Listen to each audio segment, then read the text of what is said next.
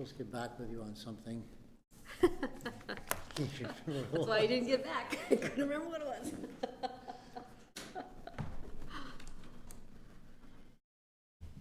was. Scott, you ready?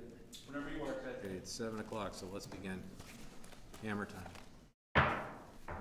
So let's convene the meeting. First item on the agenda is minutes from May 7th and May 21. Is there a motion? Move the approval of the minutes of May 7th, 2024 without any necessary modifications. Is there a second? And Okay, page 1.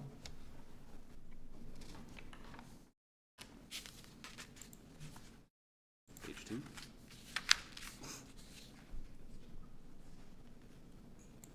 Page 3. Hearing no modifications, all those in favor say aye. aye. Opposed, nay. The ayes have it. May 21. Move the approval of the minutes of May 21, 2024 without any necessary modifications. Is there a second? Second? Page 1. The first one is that it was on May 20th Ah, and not the 21st.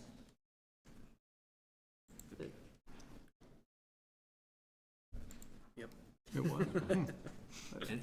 anything else? That is a good change. It's the only thing I had. That's important. Subject to that modification, all those in favor say aye. Aye. The ayes have it. Next, public comment. This is a moment when anybody in the room or anybody participating remotely has a chance to make any comment they wish. It can be about what is on the agenda or not. Is there anybody in the room that wishes to make a public comment? Let's see. No. Is there anybody online, Eric? Nope, I don't see anyone online. Next, the public hearing. I got here 4 minutes too early. I wonder if there shouldn't be a problem. Matt should be on his way. I'll shoot him a text.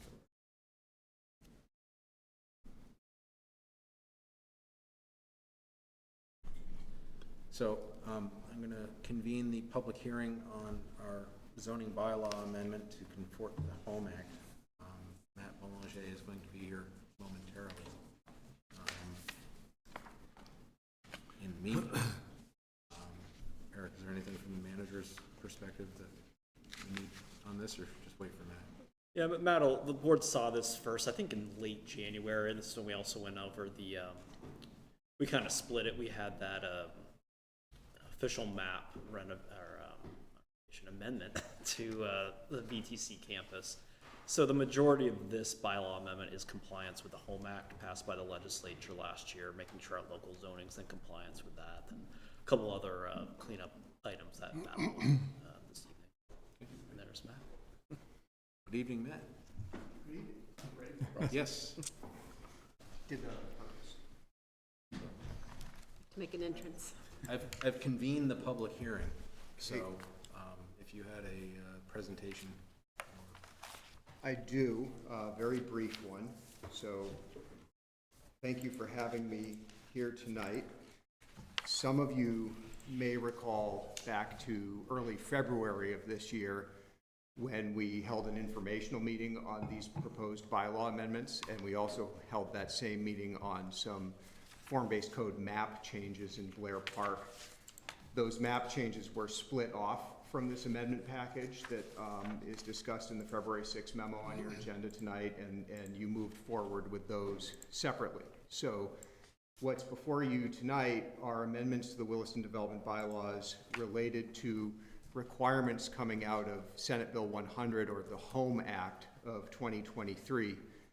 And what the Home Act does is it further limits the authority of municipalities in terms of how they can regulate certain residential uses and intensities of use, mostly as it relates to density, but also lot size, parking, and application of dimensional standards, things like setbacks and things like that.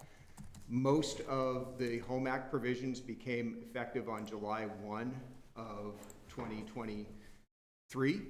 In other words, they've been effective for nearly a year now, and the advice to municipalities from the state and our own attorney has been that we must treat them as if they are already modifying our bylaw. So most of what's in front of you would, in our view, finally, after a year of administering this, sort of standing with one foot in the state world and one in the municipal world, it would finally align the language in the Williston bylaw with what state law says it needs to say. And I'll go through those standards with you in a moment.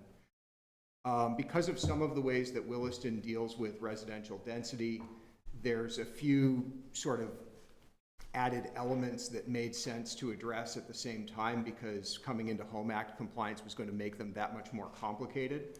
So this amendment also does away with the method of measuring residential density called dwelling unit equivalent. Under that system, which has been in place in Williston for the last few years, a one-bedroom or studio apartment counts as half a dwelling when we calculate density and also for purposes of growth management. This amendment would do away with that. A dwelling will be a dwelling, plain and simple, regardless of size.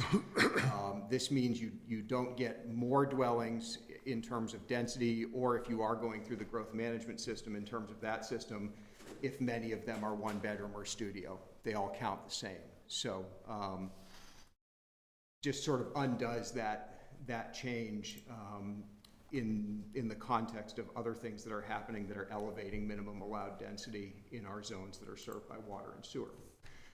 Lastly, to make development review and administration of the bylaw more streamlined and simple, there's an element of this proposal to take the Taft Corners form-based code overlay district and just make it its own zoning district. In other words, the Taft Corners zoning district, what's left of it, would no longer apply underneath that overlay. And there are two provisions in the Taft Corners zoning district that aren't mentioned in the form-based code that are proposed to be carried forward into the form-based code. And those are the prohibition on new retail gas stations in the Taft Corners area and the prohibition on cannabis retail. Cannabis retail is allowed in the mixed-use commercial and Gateway North zones. It's today not allowed in the Taft Corners zone.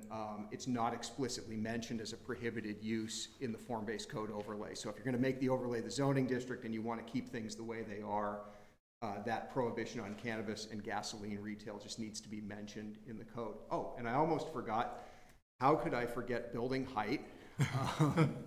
One of the provisions of the Home Act allows developments that have a certain percentage of affordable homes contained in them an additional story of height above whatever height limit the municipality has set. And as I think most of you recall, when the form-based code was adopted, there was fundamentally more building height allowed, up to a limit of 5 stories or 87 feet. The Home Act had the effect of adding a 6th story to Williston's zoning just automatically. We have one development approval out there that took advantage of that. So the Planning Commission did support and has presented to you, embedded within that form-based code amendment, a reduction in the height limit in the tallest part of Taft Corners from 5 stories down to 4. And this means that someone who does choose to do an inclusive project can still access that 5th story, but that's the only way you can do it now. And there would not be an approval path for a 6-story building going forward. So other height limits would be unchanged. So that's a really broad overview. As you might imagine, because what the Home Act does is requires municipalities to allow additional residential density at a minimum of 5 units per acre anywhere that is served with water and sewer, we have to go into all of the zoning chapters as well as the town's density chapter that talk about those zoning districts and propose amendments to them to align with that. In all cases where we've done that in this draft, we've raised the density to the minimum required density of 5, along with the affordable density bonus of 7.5 dwellings per acre. That's what the Home Act says we need to do. So we've done the minimum of what the Home Act requires, and then added on the change to dwelling unit equivalent and made a few changes to the form-based code district to make that easier to administer, which helps us both with not having 2 zoning districts to look at the same time and also deal with that height change that I mentioned at the end. Matt, you said it's 5 to 7, right? 40%? Correct. So that's a really brief overview. Are there any particular areas the board would like to follow up on? I had a couple of kind of just clarifying questions. Sure. The first one I just wanted to, the overlay, is the form-based code district exactly the same as it has always been, or is it changed with this? Are we changing the, There's no proposed change to the boundary of the form-based code district at all. I think the letter from the planning commission said redraw, so I wanted to make sure that just meant trace over the same lines. Correct. It will become the boundary of a zoning district. Right. And it will not have a Taft Corners zoning district underneath it anymore. There are a few areas that the form-based code district did not overlay that are still going to stay in that Taft Corners district. So the area, for example, where Snyder Homes is developing the annex project, that's in the Taft Corners district. It's not in the form-based code district, and it will just stay that way. Oh, I see. So it's not that they're being combined, No, just renaming the no. form-based code as its own district? Yep. Okay. I have two other sort of zoning questions. Mm-hmm. I thought I had all the zones memorized. What's the VZD?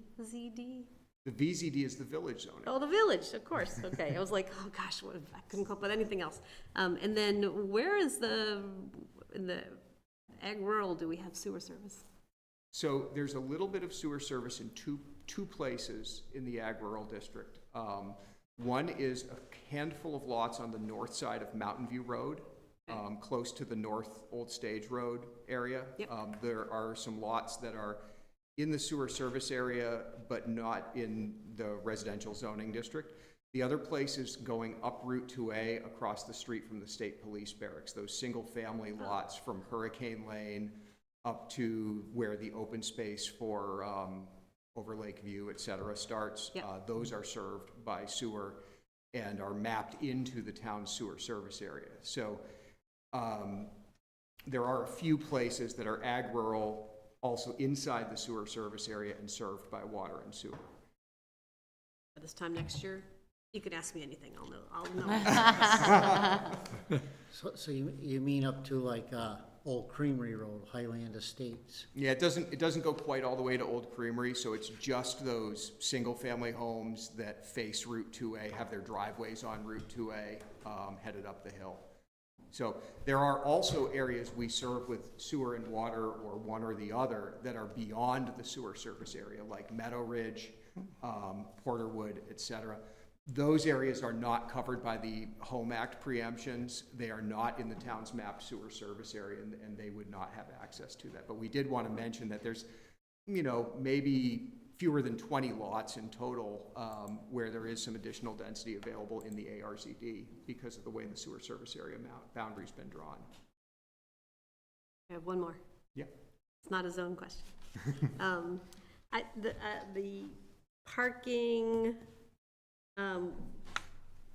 they can have one space per dwelling as long as there's public parking within a quarter mile. Is there any, could someone just put up a public parking 3 spots and then build a 50-unit apartment building? Because technically there's public parking right next door. So what I would say is 2 things. Number one, there's nowhere today in Williston where the publicly available parking would be considered qualifying for that lower parking limit. So even if somebody built an apartment and there's, street parking in a public right-of-way right there, and they say, well, I've got public parking right here, so you should give me that lower parking number. That parking's not available overnight almost half of the year. There's no way we would consider that. The preemption as written to allow 1 space per dwelling unit was really imagined where there's municipally managed and developed public parking, like a parking structure as there is in Winooski or Burlington or somewhere like that. Okay. So we'll be at the 1.5 per unit limit as opposed to the 1 per unit limit. Unless we build a parking garage, which I don't think we're going to do anytime soon. I don't see it on the list anywhere. Thank you. Sure. Other questions?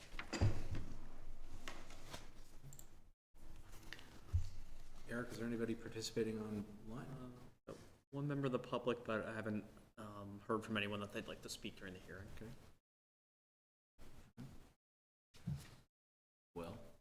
If there are no other questions and there's no public input, then I think a motion to close the public hearing would be in order. So I'd move to close the public hearing on the proposed amendments to the Unified Development Bylaw pertaining to the Home Act. Is there a second? Second? All those in favor say aye. Aye. The ayes have it. The hearing is closed. So now taking up the zoning bylaw amendment.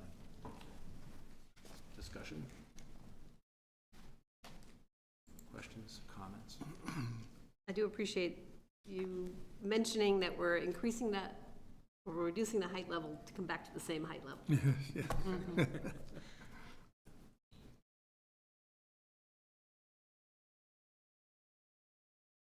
Well, you've done that good a job. After 3 tries. Just takes time.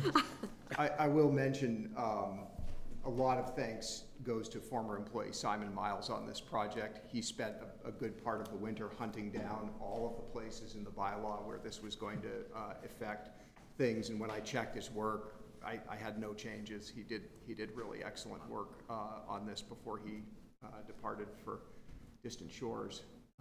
So we appreciate his work on this. A little more thorough than just search and replace. You just can't do that. You'll end up, you'll go for parking and catch park or something, and then you'll change something, and Yep. yeah, Parking you in can't. parks. Yep. So if there are no further comments or questions, a motion to, if we wish to approve the amendments, would be in order. I'll move to approve amendments to the Williston Unified Development Bylaw as presented. Is there a second? Second. Any discussion? All those in favor say aye. Aye. The ayes have it. Amendments are adopted. Great, Thank you. thank you. Welcome, Matt. Matt. Thanks. Next, Joe? I think we're ready. Next on the agenda, the Champlain Water District Annual Update.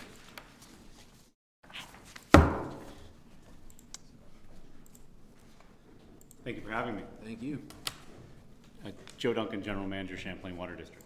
Happy to give a little overview, or if there's anything specific anybody wants to talk about, here to get you whatever you need. So normally we try to come during the, our annual meeting is in April. Traditionally we come after town meeting to give a presentation on what we're doing, so that as our annual meeting comes up, people can be aware of the annual meeting, as well as understand what impacts there might be financially as Williston begins their budgeting process for the water. Obviously, the things were a little different this year. Eric was kind enough to let me know that to wait until sometime a little later, and here we are. So a little off the typical calendar, but what I did provide to the board was just sort of the packet that we traditionally provide going into our annual meeting in April. And essentially, Champlain Water District is for those of you that don't know, we are your water provider for the town of Williston, as well as 12 other water systems in 9 municipalities throughout Chittenden County, pretty much Shelburne to Milton, out to Jericho, excluding Burlington and a portion of Colchester that buys their water from Burlington out in the Malletts Bay area. We do everything at our plant in South Burlington on 403 Queen City Park Road. If anybody would ever like a tour, we're happy to give a tour of the facility to anyone, whether it's a group, individuals, or any of that. We're happy to show you how we make the water, drawing it out of the lake, treating it, and then pumping it to all the communities like Williston. So for us this year, we have a fiscal year calendar that's July 1 through June 30. And so the current wholesale rate that all of our 12 systems, including the town of Williston, purchased water is 2.731 per 1,000 gallons. That's the wholesale rate that goes out to everybody. Starting July 1 for the 24-25 cycle, we are going up to 2.869 per 1,000 gallons. That's about a 5% increase, which is about $9 per year to the typical homeowner who uses around 65,000, 66,000 gallons a year. So depending upon how much you use. The town of Williston, or in any other communities, they buy it at that rate.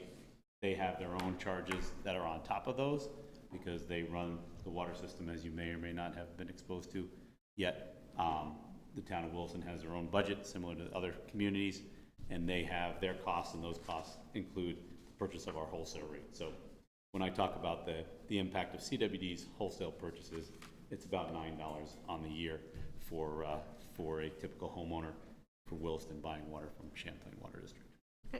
This is a little bit geeky, and if you don't, Go ahead. if you want to take it offline, I think that's fine, because I really want to know the magic of how a 5% increase on the rate turns out to be a 2% increase on what it's going to cost a family.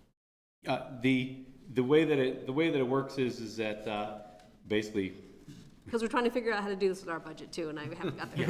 yeah, I think you got to kind of focus in on everything. So yeah, so way we look at it is we're going up from 2.869 from 2.731. So that is 5%.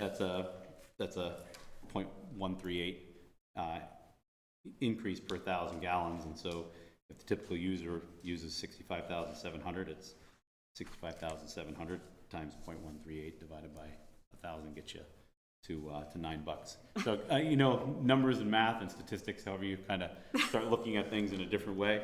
One of the things that actually usually throws people off is our budget is we're going up I think 487,000 on a $10.2 million budget, basically almost 10.2 to 10.6, 10.7, and if you look at that, it doesn't quite equate to a 5% increase, but that's because we've got other revenue sources that are tied in there where, so it isn't always quite apples to apples when you start tossing numbers around.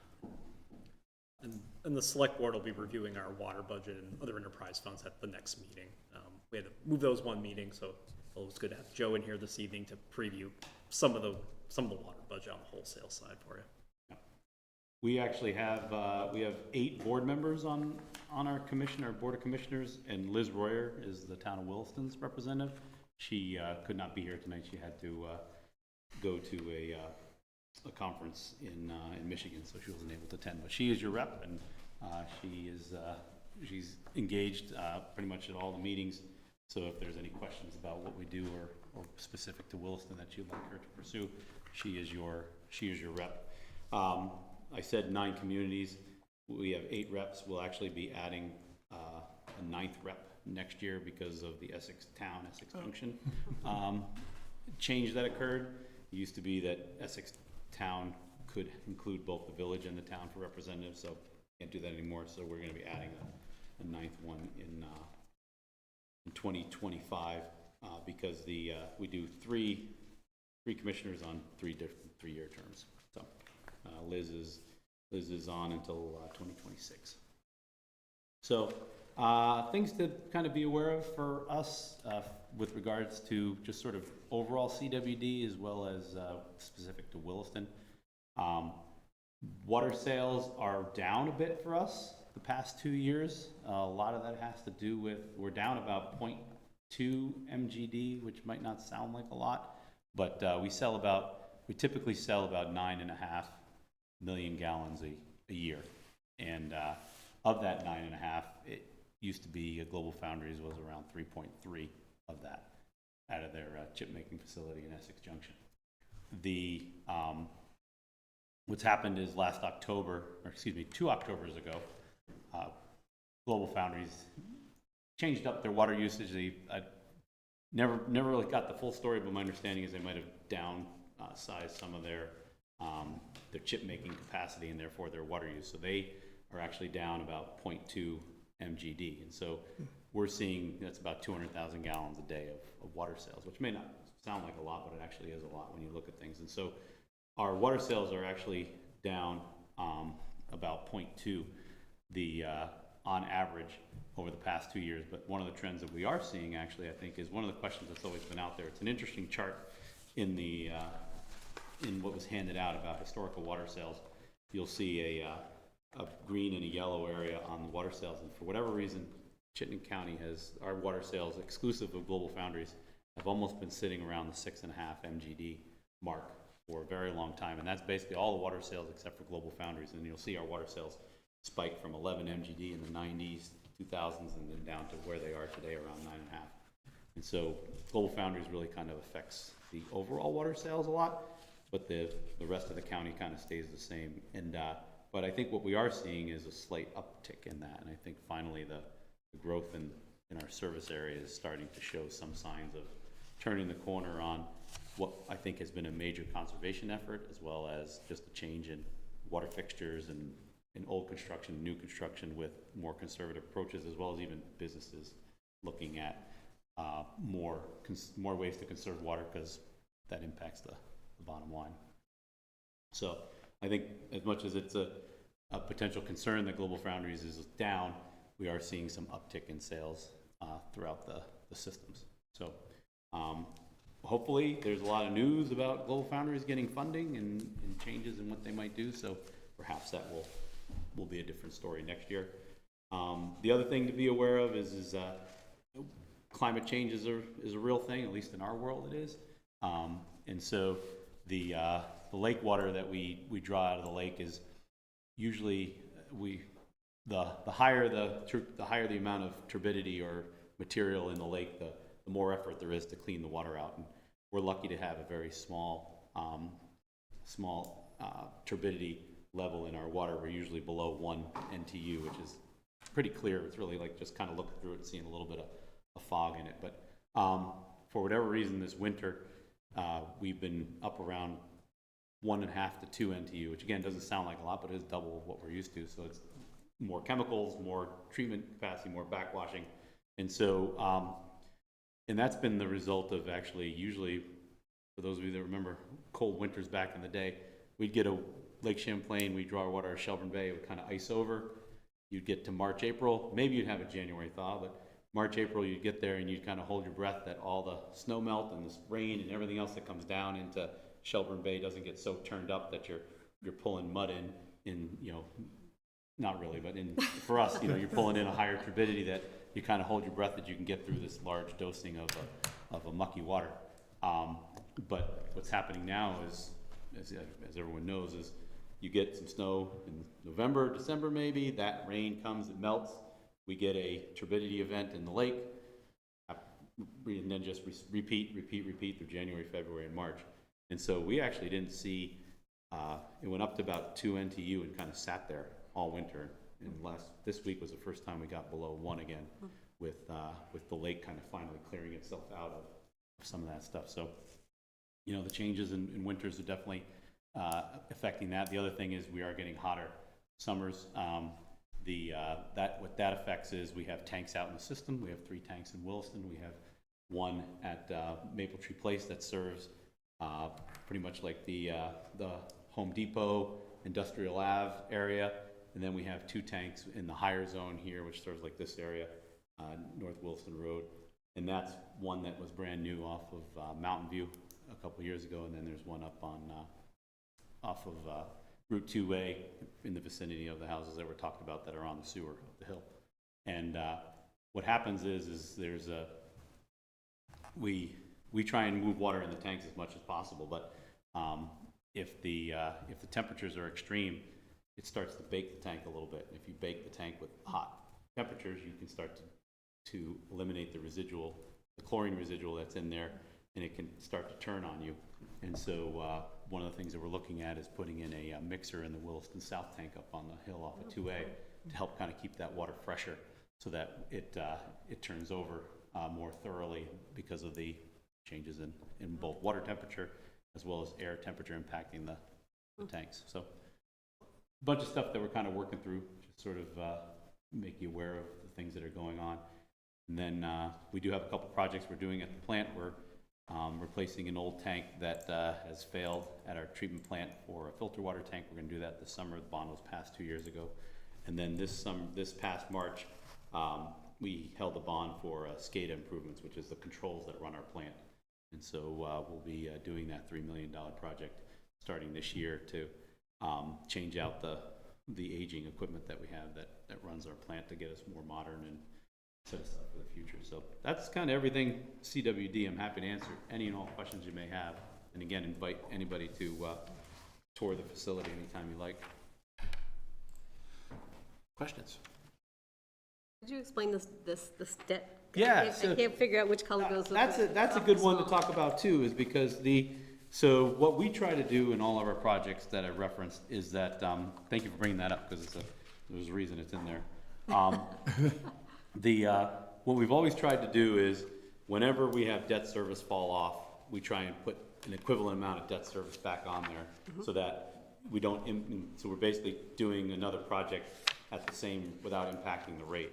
One of the things that we're finding is that, unfortunately, in a post-COVID world, well, you always kind of knew $1 today is not $1 tomorrow, but it's gone even further in the realm. It's more like, $1 today is like $3 tomorrow. So we're finding that our goal has always been to try and keep $1 million worth of debt service payments on our bill.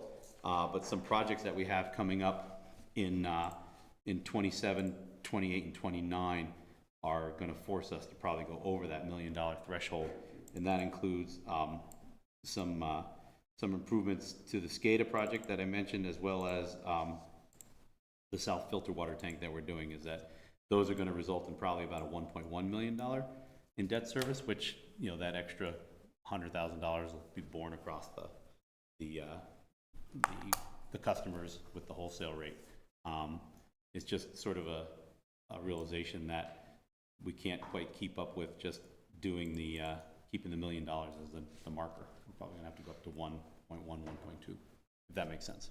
Okay, so the water tank replacement is the green bar? Yes, yep, correct. And then the SCADA is the, You keep saying SCADA, I don't know. SCADA is controls, our control systems. Yeah. Our instrumentation and controls upgrade. Other questions? Is there a critical mass of us that have to request a tour, or can we No, I mean, it's always nice to do it in a group, but honestly, I've done it one-on-one. I've done it with one-on-one with a parent who had 2 kids with her during the tour. So it always is a little easier to have and more engaging to have a larger group. But so if you're able to get a group to come, that'd be great. But honestly, if you just want to come one-on-one, we'll give you a tour. It appeals to my inner nerd. Actually, it's not an inner. But, okay. Yeah, it's a good tour. I went on it a couple years ago, and it's reminding me that should also try to get the board back to our wastewater treatment I facility. was gonna, I was actually, because it's my favorite thing to talk about is wastewater. I was gonna say, actually, I think when we did the tours of the facilities within town, I found that really helpful. I think it'd be helpful for us to do a tour of the water treatment and our wastewater. First thing in the morning always works best for me. I don't know how. Yeah. We'll find out. Yeah. Okay. Well, great. Yeah. Thanks, Joe. Well, thank you very much. Next on the agenda, select board policy priorities and objectives for the business year. Eric, do a bit of an introduction. There we go. So at the board meeting on May 7th, I presented this first draft to the board. Got feedback. The board liked this strategy and approach. I didn't get any feedback from board members between meetings, which is fine. But I've got it back on the agenda tonight for additional discussion and feedback. There's no timeline to finalize this, but just looking for any additional feedback from the board. If discussion tonight, the board could decide to adopt this with any changes or have it up back on the agenda moving forward. So here for your discussion and anything you'd like to work on this with. Can you clarify the difference between in process and identified? Yeah, the intent for in process, we're actively working on it. I meant in process and discussion, actually. Oh, okay. Discussion, something's come up, but we haven't put any resources behind it. Let me see if some examples, like things like, I think on the first page, ERF funds, sustained funding, and prioritization. That's come up over the last couple of budget cycles, but we haven't dug into any kind of depth behind that with staff resources, but it's been raised as a potential issue to think about. So part of it here is trying to capture those type of items and get feedback from the board, kind of how to prioritize these things throughout the year, and that can help me direct staff of how to put that on your policy agenda for the year, things like that. Questions and discussion?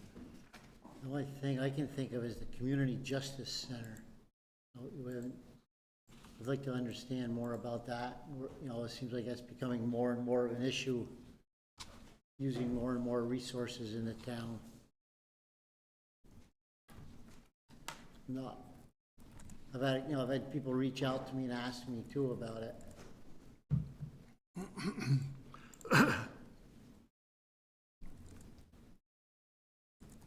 One of the things I had mentioned at the last meeting too was we had established some priorities in terms of at the select board retreat, and I just wanted to see how these aligned with the kind of hierarchy of priorities we had outlined at the retreat, because I felt like that was, we had really kind of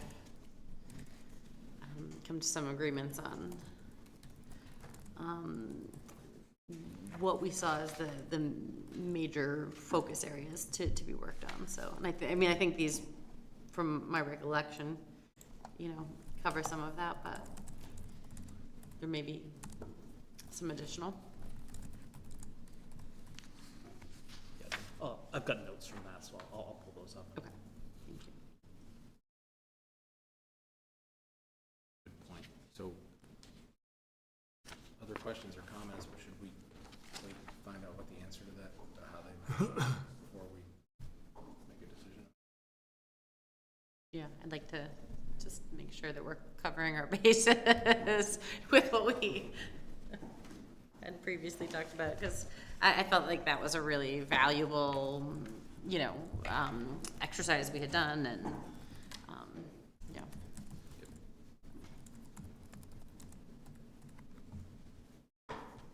I think this is going to be kind of an evolving, and this is a great first step, kind of an evolving thing, because there's so much here. This is more than 1 year's worth of work. And, you know, some of them are huge and some of them are probably more staff work. Review and assess payroll system capacity is probably not a select board focus. So that'd just be my thought, is that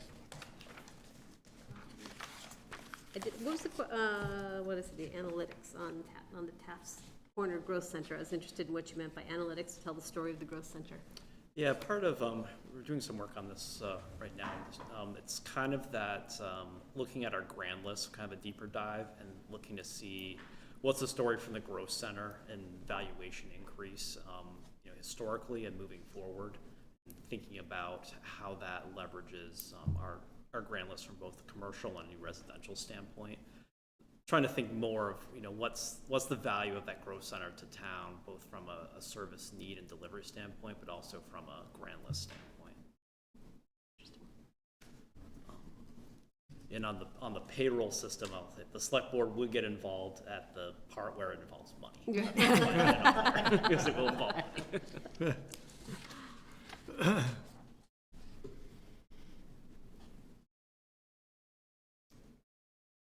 So what are you thinking, sort of next steps with this, Eric?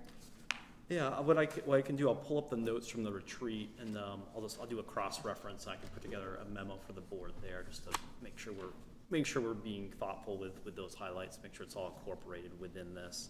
And then suggestion is once the board has a document in the place you'd like it, consider action to adopt it as kind of a work plan for the year, with an understanding that it's an ongoing working list, but and at that time, if of all these items identified, if there's a short list, that should be kind of the top priority for staff to work on between now and next March to highlight those as part of that discussion. Yeah, I think that would be sort of the interesting part, because, you know, old brick church, future uses is really important, but I really need that sustainable budget assessment too, so Yeah. more. So that would be interesting. At least it would also, when we get around to having another retreat, it gives us something to start from, and I think it also gives us some discipline of not adding more to this if we're not making progress on other important things. So. Yeah, we can, staff can kind of do a report card kind of year to year too, to help you with that discussion with the next iteration of this plan each year.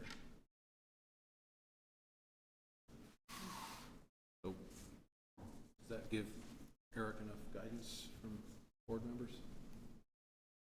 You have to tell us. That's perfect. That's all I needed. So He gets yeah, asked last. I'll do that. I'll do that review and get a memo together and like get this back to you at the next meeting to wrap this up. Okay. All right, so let's do that. Move on to the next agenda item, employee referral bonus program. This is another follow-up from your May 7th meeting. Provided initial concept in this. It would be standing up, having a program in place for really hard-to-fill positions that the manager could designate a referral incentive and referral bonus for those particular positions. For example, law enforcement officers that have been challenging to fill the last couple of years. And at the board's direction, we flushed out the details of this a bit more in what's presented to you this evening. Some of the things I mentioned last meeting, but just some more bullet points around the administration of this and how the program would be structured. So the thought is the board could consider authorizing the manager to establish a referral program as presented or with any changes, and some language in here that would allow come up with an administrative process I think needs to be changed. Work that we would change that at staff level, but I'm happy to go into more detail here, answer any questions. It's kind of where we have it right now.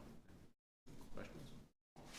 No, I like the detail. I did have a question. I think I asked this last time. I can't remember the answer. Under the overview, it says, refers to completion of probationary employment period. Do all of our employees have probationary employment period? Yep, all employees do. And like police might be different, right? Or police and fire might be. Yeah, but police are, surely remember, police are a year, fire's a year, and non-represented employees are 6 months. Okay. No, I like the details. Something. I scribbled down the question, then I found the answer 3 bullets down.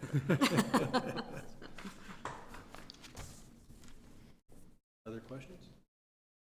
This is great. If it pleases the board, there would be a proposed motion. I move to authorize the town manager to establish an employee referral program as presented. Is there a second? Second? Further discussion? Now that I said that, does this kind of insinuate it's going to have to be word for word, or you have to come back, or should we have? There's a bullet point in here to that. The last bullet point about process, subject to change at any time and at discretion of town manager. Okay, independent on funding. Yeah. Right. I focused on the funding part. Okay, I withdraw my own question, but It's my not motion. an ordinance, so it's. Yeah, yeah. right. Yeah, Yeah, but I think- I wouldn't increase this to $5,000 if it was something larger. Further discussion? All those in favor of the motion say aye. Aye. Those nay, the ayes have it. Great. Next, volunteer reappointments. So this is the annual exercise of town volunteers to be reappointed for boards and commissions. It's Aaron Dixon manages this process, and it starts about a month and a half ago, reaching out to town volunteers who have their terms expiring to see who may want to continue their service. If people do not want to seek another term, then we start advertising for those open positions that we've done the last month or so. As part of this, we look for compliance with the town's volunteer policy and looking at things like the attendance component as well. So Aaron works with the leads and all staff that staff these boards and committees. So what you have before you is a reappointment recommendation list, and one up here. So the suggested motion would be to make these reappointments as outlined in the list dated June 4th. Questions? Comments? I guess this is more of a general question. There's no term limit on our boards and commissions, right? No. People can serve indefinitely? Yep. Okay. And then the second, not that this has come up necessarily, but I assume that if there's any kind of community feedback about board members or conflicts of interest or whatnot, that's, you know, what's the process for people bringing that? Would they bring it to you, or would they, you know? Yeah, probably the first step would be to bring it to the committee or the staff person there, the chair of that board or committee. If there was an issue with the chair, to probably come to the town manager with it. Okay. So we tend, if there were an issue to come up, we'd take some notes on it. We would, I think in our volunteer policy, it talks about trying to resolve those leveraging with the committee chair. Mm-hmm. But if there's something that kind of rises to a higher level, it would be something I'd flag for the board in considering reappointments. With this list, there hasn't been any types of concerns. Yeah, I'm not, I didn't mean to insinuate Oh, that no, there was no, anything. just for the I'm very grateful for all of these folks, but. It's a good question. It's, Okay, yeah, we try to Yeah. have that process Yeah. in place. okay, thank you. Interesting that we're changing the reps for the planning commission, just making the alternate the representative and representative to the alternate, but so it's a great organization to be on. Oh, yeah, Regional Planning Commission, Yeah. right? Yeah. Like that happened last year with the Green Mountain Transit too, right? Oh, yeah. Yes. Yeah, I think beneficial person who's served, then they're the backup for a bit, and they tend to bring in a new alternate too for a while sometimes.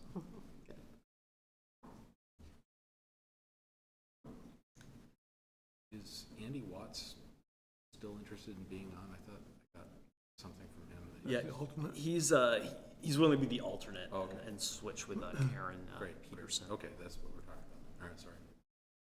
Okay. So, if there's no other questions or comments, I'll move to reappoint for another term the individuals currently serving on town and regional boards and commissions who have expressed an interest in continuing their service as indicated in the report dated June 4th, 2024. is there a second? Second? Further discussion? All those in favor say aye. Aye. All those opposed, nay. The ayes have it. They are all reappointed. Then there's one other item there. Mike served as the Catamount representative for the Catamount Community Forest Committee for the last couple of years, and he's going to step away from that role, so we'll need a new select board member to serve in that role. This committee has a select board liaison. One suggestion, if there's a board member or multiple board members who might be interested in that, before the board considers action, I could set up a meeting with staff to kind of talk about what's been on that committee's agenda and give anyone who's interested an idea kind of what the agenda items would be moving ahead, so you can understand some of those pieces coming up before you, so you have an idea kind of what that committee's been working on before you raise your hand. Looking at you, Gene. I'm looking at, there's gotta be more than one of us volunteering. I was wondering if there's going to be any of it. Who's gonna pay me the most? So what's our deadline on this? No hard deadline, but we tend to have these align with, we've done it with board terms for the member that's been appointed, so I was thinking about doing that in a fiscal year too. The board could decide, have a board member serve for, the July to June timeline, and board members want to alternate or have different people serve in that year to year, or if someone wants to continue for a year to revisit it on an annual basis too. But they have a quorum for that group, but I'd say if could have a new select board member appointed maybe by sometime in July, that would probably be good. So, and this is the committee that also got the grant, right, recently? Is it through them, or is it separate? That's separate. Separate. This is the Okay. this is the forest management Right, okay. committee. So if they could come and talk to it, like give us the hard sell here at the select board, like as a whole, I think, yeah. Would they be willing to like come to a meeting? The committee. Yeah, or representatives, and talk to us about what, as a whole, the whole group here, what they're doing. Yeah, for a general update. Yeah. Yeah, I think yeah, they'd be interested, or we could do it at the staff level too. Mhm. Either Yeah, either way. whatever, yeah, but, Definitely would love to hear more before I would say that. It was really funny, because I almost on the prior, on the volunteer page, I almost made a crack about really wanting to be the tree warden, and I was bummed that Bruce was re-upping, and it's a good thing I didn't say that. You got more than one tree for you, Jean. I got a forest of them for you. I just don't want to spend, look, I'll try anything for a year. Yeah. If people think they have other interest or they might be interested, then we could go through that, but I don't really know if we need to tie up board time with it unless. Yeah, if you're willing to take it on, I mean, love trees. yeah, I think because just coming off of having done the community center thing too, which Yeah. was pretty time consuming, I'd love to have you take this on. I'm not passionate about trees, people, so I will learn a lot. It'll be a learning experience, and I will take Mike's route if it's just not working for me, but. I'll move to appoint Jean Jensen to serve on the Catamount Such a Community Forest Management Committee for the duration of their current elected term on the select board. Or death. Is there a second? Second. Is there any discussion or buyer's remorse? So help me God. Hearing nothing. All those in favor? Aye. All those opposed? The ayes have it. Congratulations, Jean. Thank you, Jean. Just scooping up these responsibilities. I'll reach out to you, Gina, who can, Yes, please. know where I the probably need a little work is there. briefing before I show up for the first meeting. Comfort dog? Yeah, so, preview with the board, Police Officer Matt Cohen's departing for the town of Richmond. His last shift is just wrapped up this evening, and I just want to publicly thank him for his nearly 14 years of service to the town. Leaving for a new opportunity just down the hill, so we wish him well in his future endeavors here. So, as most folks know, our canine comfort dog, Duke, was assigned to Officer Cohen since we received Duke as a puppy in 2020. The town was the first town in the state to adopt this comfort canine program. It's really been a great success in community policing and relations here. So as part of this, the kennel that donated the Duke to Williston allows the dog, if the handler moves on from employment and is going to continue somewhere else, and that new location wants to stand up the program, that they allow the dog to move from one town to the other. So the Richmond Selectboard discussed it, and last night they passed a motion to stand up the program. So I worked with our attorney on how to facilitate this transaction. So the Richmond manager and I signed a bill of sale today to move the ownership of Duke to the town of Richmond to coincide with Officer Cohen becoming their new corporal there and to stand up the program. So we hate to see them both go. It's a good opportunity moving ahead. Duke won't be going far. Thankfully, I know he's a beloved member of our team as well. But we anticipate we'll have mutual aid coming up at some point where Duke will still be involved in and engaged in our community. And thinking about Duke has become a member of Officer Cohen's family. They've spent hundreds of hours training together and then researching this and speaking with the kennel. It's great this could work out because, thinking about separating Duke and assigning to a new officer, there just would be a lot. There's a lot of layers there, and I didn't feel that was the best outcome for anyone here. So, we get to continue this program, it's continue nearby. Certainly the town could reconsider it in the future. Chatting with Chief Foley, I think we'd want to wait for, we've got some staff capacity, just challenges to work through right now that we're working to address, and I think we could rethink about this in the future to stand up this program. So, all that being said, as part of this program, it was primarily donation funded. Even the food was donated, and we did some general fundraising that also went back to the program for the stuffies, the sweatshirts, and whatnot. So that we've collected money and kept it in a designated account. There's money left in that account. Those funds aren't going to transfer with the employee departing. So it's some funds that the town still has, and for the board to think about. We should staff should have some direction on what's the intent for those funds. They were originally intended for that program. So our thought is continuing using them, the police department to use those funds towards community policing, community engagement, community outreach. Shirley, I don't have anything to add as you took a look at that. You hit it right on the spot. The donations were given to the Williston Police Department first, and then the Comfort Dog program, and that's, it should stay.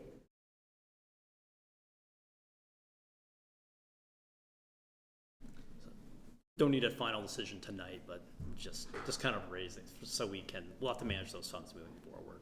I just feel, I don't know, not really knowing how the funds were raised, it's hard for me to have a real decision, but I feel a little uncomfortable if the funds are not going with the dog, frankly, because if I had donated to a police dog thing and then money was going to giving out Frisbees at the park, I might feel like that was not right. But I don't know how they were raised, if they were raised as, for the police department, Gene, I can answer that by saying that most of the donations that were raised were spent on the program. And then, Matt wrote a book and sold patches and t-shirts and sweatshirts. So most of the money left, if I just did a quick analysis, is really just sales. okay. My question is, along those similar lines, though, was going to be, one, I do think that if, we're going to keep the funding internally, the loss of Canine Duke within the Williston Police Department, he and Matt are a huge part of our community policing efforts. And so I do think it should go into community policing. But my real question was going to be, Richmond is going to be standing up a comfort dog program now. Could we take a portion of this money and donate it to their comfort dog program as they're standing it up, as, again, that was kind of what it was intended for, or to go into the funding of the continuation of that program? You could. Looking at, I don't see any reason they couldn't, right, Shirley? How much money are we talking about? Like $10,000. It doesn't necessarily have to be all of it, but maybe half of it. Yeah. For them to stand up. I mean, they're going to have a lot of needs to get this started Bills from and- scratch. Yeah. As a graduate of Richmond Elementary and Camelson Middle School, though, they already stole our officer. And our we really want to pay them for that? I mean, All of the equipment is going with them. I'm Yeah. sure Matt will go right back to Guy's Farm and Yard and set up a discount yeah. program for food as well. So Yeah. he's gonna be going with a supply of food, just went to Yeah. that. So their Yeah. expenses to begin with will be minimal. maybe like 2,000. Something just to, yeah. Yeah. 20%. The Yeah, staff. I think To change all the staff's- patches. I mean, and Matt put a lot of personal, work time, but time into the sales. And so I think, as a show to him as well, that, his efforts have been really appreciated by the town. I think it would be nice if we could make a donation. What were you gonna say, Mike? Who is the staff suggestion? Is that, Chief Foley and is it part of the police department? It is. Yeah, I'd say we can, in thinking about if we had all that money internally, what we would use it for, and I consulted with the chief and Shirley, and our thought would be back into that, some type of community policing effort. But certainly if the board wants to, we could call it a seed money grant to the town of Richmond to stand up the comfort dog program there, you could consider. I like consider two. a motion. I like, I 2,000? think the two, yeah. Sounds like consensus then? Okay. 2 for Richmond and the rest into, what do we call it? Community Community policing or whatever it was, yeah. Community outreach? Yeah. Yeah, sounds good. We will send them those funds, and I'll send a letter to the manager. And please let Matt know on behalf of all of us select board how very much we have appreciated all he has done for our town and our community, and how much Kane and Duke has done.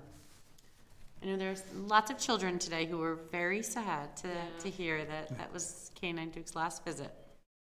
Yeah, I wish we could have done a little more lead time. We were Yeah. calendars of select boards. I didn't know officially till this morning what the decision in Richmond Oh, right. was. Yeah. It was last shift today too. And all the pieces fit, thankfully. So there's no excitement to show up at a Richmond Select Board meeting with a big check. We can make anything happen. Call I feel like the check- cost of a big check check out. has got to be a lot. Yeah, well, more than the check. It'd be like going home, Ted. Yeah. They meet where I went to elementary school. Buy a big dog biscuit with Yeah. Oh, there you go. Okay, so we have consensus on that. Managers report. Had a lot in this one, but quarterly report I shared with you a couple weeks ago, but it's in the packet in hard copy as well for quarter 3. Can I just ask you to follow up on something for me? Sure. It was in the police section. It was like the number of arrests or whatever. I couldn't quite make the numbers work for me. Police department. It's just the very first paragraph. Department made 225 arrests, and then it only adds up, what they describe only adds up to about half of that. So I just Okay. was curious if he missed a month or if there's 127 arrests for something he didn't want to admit. And it could be a lot of those were many categories too. It could be, but they'd have to, I mean, the smallest one he has on here is 9, so it'd have to be 127 different other things, but yeah. I'll check with Chief Full. I'm just curious, because it seems like a lot of arrests. It was really important.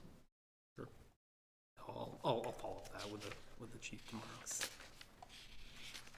Our I just find something so your staff knows I actually read it. they're good questions.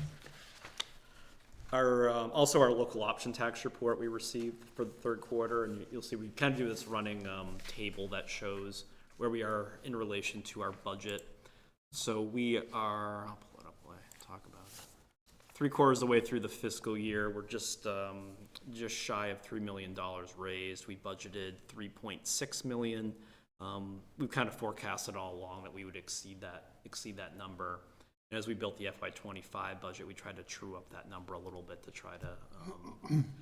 try to predict where it's going to land. So the way this is, if we just look on a straight 3/4, $3 million, anticipate we'll be close to $4 million this fiscal year. We put 4.1 for the following fiscal year. So And that's about, yeah, it's about what we anticipated when we made the decisions. yeah. So it's tracking fine right now. The first 2 quarters are a bit of an anomaly. I think I shared this with the board that the tax department put part of the first quarter. The first quarter reporting went longer than it usually does, so these numbers got a little skewed, and we weren't informed until we got the second quarter data.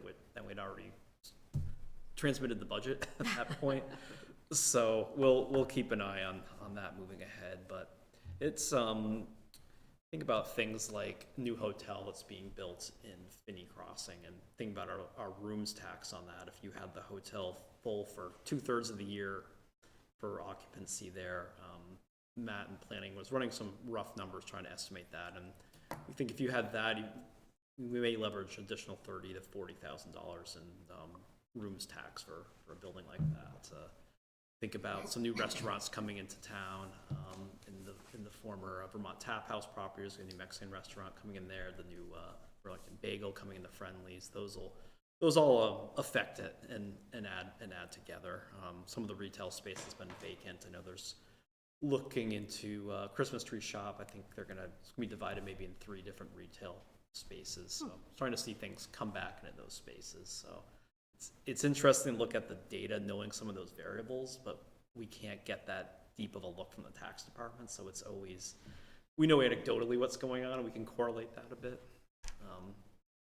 But really, the rooms, meals, and have recovered well post-COVID now. We had a real sharp downturn during the pandemic years, and we're getting growth there now. So it's a big part of our budget, so we watch it closely and try to predict the trends here. But it can be very volatile, as everyone knows. So keep an eye on that. Our EV charger station is installed in the park.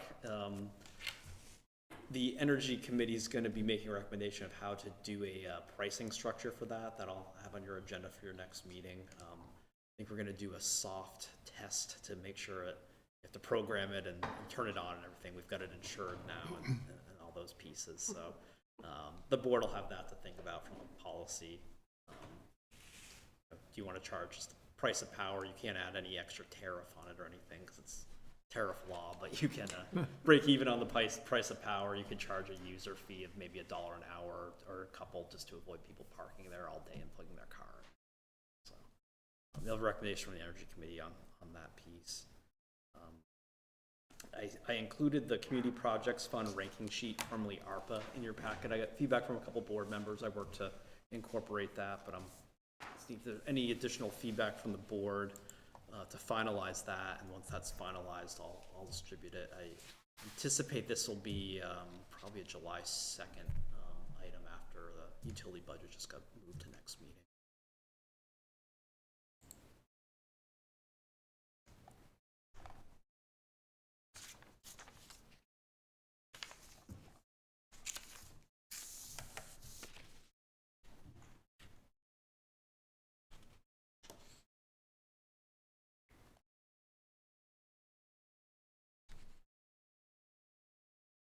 Sorry, I was pausing if there was. Okay, so I'll plan to finalize that and get that to the board here.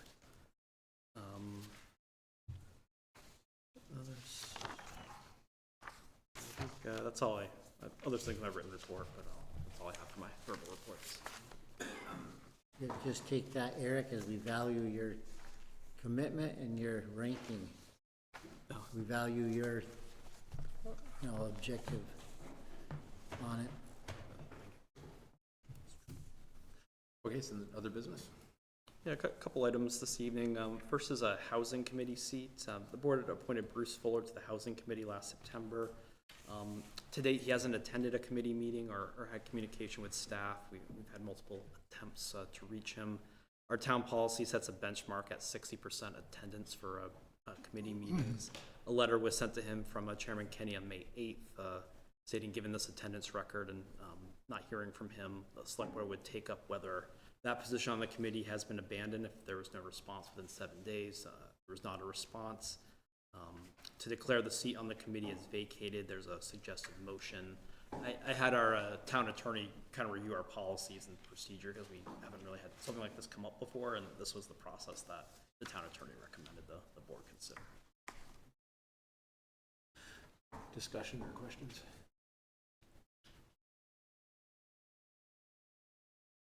I'll move to find that Bruce Fuller has not attended a meeting of the Housing Committee since his appointment, and several attempts have been made to contact Mr. Fuller, and therefore further move that the seat occupied on the Housing Committee by Bruce Fuller has been abandoned and is now vacant.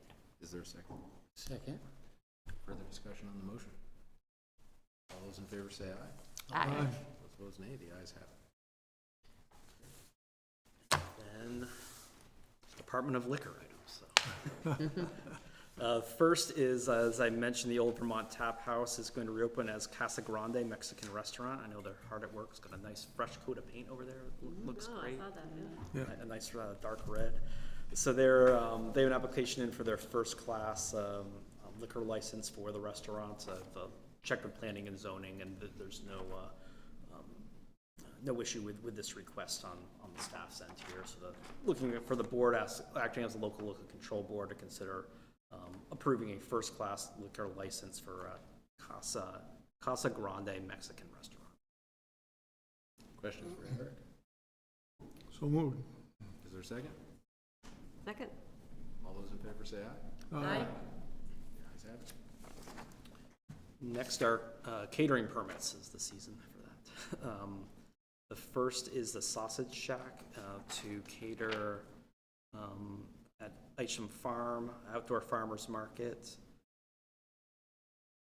on June 11th. Staff has no objection to this application. For motion for approval. We have to approve sausages? Is there a second? I think That is considered by the chair to be the action. I'll second. All right. All those in favor say aye. Aye. The ayes have it. Then I think if the board would consider these in a batch, they're all from 802. Oh, did you have to Yeah, abstain on that one one? abstention. Okay, Yeah, I yeah, did. okay. Yeah, Mike, I believe they canceled that, they're not going to do it. Oh, Wasted we got them covered. Next would be a batch to consider. They're all at Isham Family Barn, the caterer's 802 cocktails. There are 6 events in the coming months. They are on top of this, which is great. Get these in. The first is wedding reception on July 27th.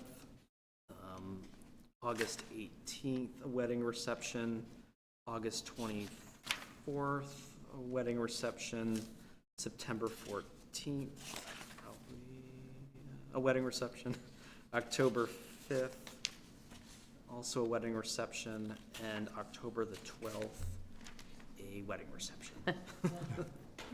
The board wants to consider a joint motion to approve all. is there a joint motion? So moved. Is there a second?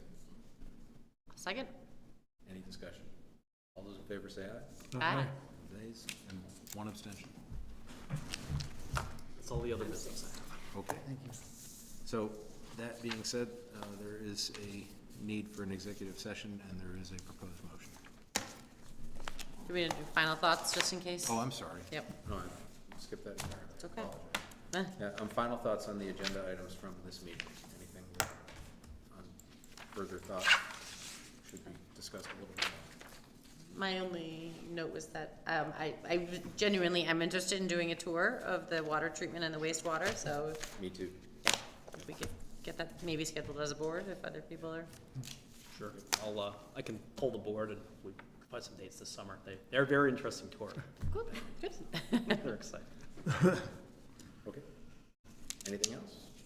And if not, executive session? I will move to find the premature public knowledge regarding a contract and a labor relations agreement with employees would clearly place the town at a substantial disadvantage, and further move that we enter executive session to discuss a labor relations agreement with employees and a contract under Title I, Sections 313A1A and B of the Vermont statutes, and invite town manager Eric Wells to join both discussions. Is there a second? Second? Any discussion? All those in favor say aye. Aye? The ayes have it. We are in executive session, and we will not be returning for a public session thereafter. So, we are in executive session.